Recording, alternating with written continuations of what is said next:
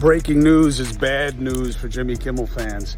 The latest is that the ABC stations that are being targeted by the FCC were just told internally, this means from the corporate side, not from the government side, to pull the Kimmel promos for this week. You know what that means? The call for the firing is to draw attention to the rhetoric that this guy is spewing and the disrespect for the First Lady of the United States of America, saying she's glorifying her being widowed. Here's just a quick report about the potential of the FCC looking into what Jimmy Kimmel said, and his network wrote a clip. We've got some breaking news on the fight between the Trump administration and Jimmy Kimmel. The FCC is preparing to challenge the licenses of ABC affiliate stations. And a source tells CNN the process will begin as early as this afternoon. The licenses in question are not up for renewal for years, but the FCC says it can review them earlier. So far, ABC has stuck by Jimmy Kimmel after President Trump and First Lady Melania Trump demanded he be fired over a joke he told last week about Melania. Enough. It's funny that people act as if Jimmy Kimmel works for the government. Can you imagine that? Like, the call for the firing is to draw attention to the rhetoric that this guy is spewing and the disrespect for the First Lady of the United States of America, saying she's glorifying her being widowed and trying to act like it's funny and it's a joke, but there's no contextual reality to that being joke-worthy. And instead of the man being a reasonable, respectable man and saying, look, you know, it was a joke and it was in bad taste now that this happened, he doubles down. He don't even apologize. He don't even say it could be perceived as insensitive. He lies. And look at what people are saying on CNN.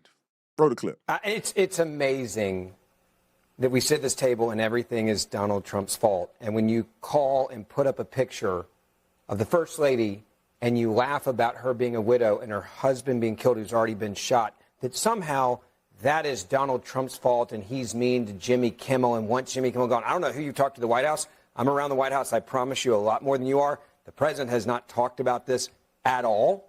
Well, I also... At all. Like, sure. It's on the list of things he gives a you-know-what about, it's down here. But when you go on TV... The thing that he sent a Truth Social post about this? After it was said, you can respond. And by the way, if this was a joke, Jimmy Kimmel could have immediately been a comedian and said, hey, in light of what happened tonight, that was a joke. I apologize for it. I'm sorry. Because Monday. A real comedian would say, but he didn't. And you want to know? You would do it immediately. At Twitter, I can tweet right now on your show. But hold on. I think the he question he knows he's not going to get fired, but he wanted her to be a widow. Do you think he was referring to Donald Trump being murdered, or do you think that he was referring to a 56-year-old woman who is married to an 80-something-year-old man? I think when you've been shot at 3 times.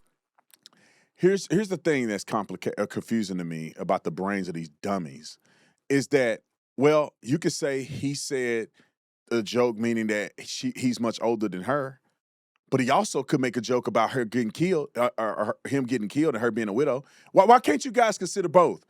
Y'all only take one side of it.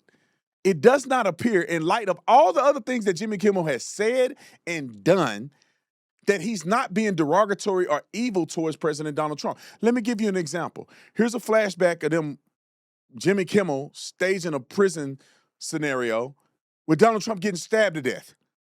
Roll the clip. Okay, so now let's pretend this is his first day of prison, okay? And you guys can come in the area. Hey, everybody, it's me, Donald Trump. They're gonna roll with me. I got the knife.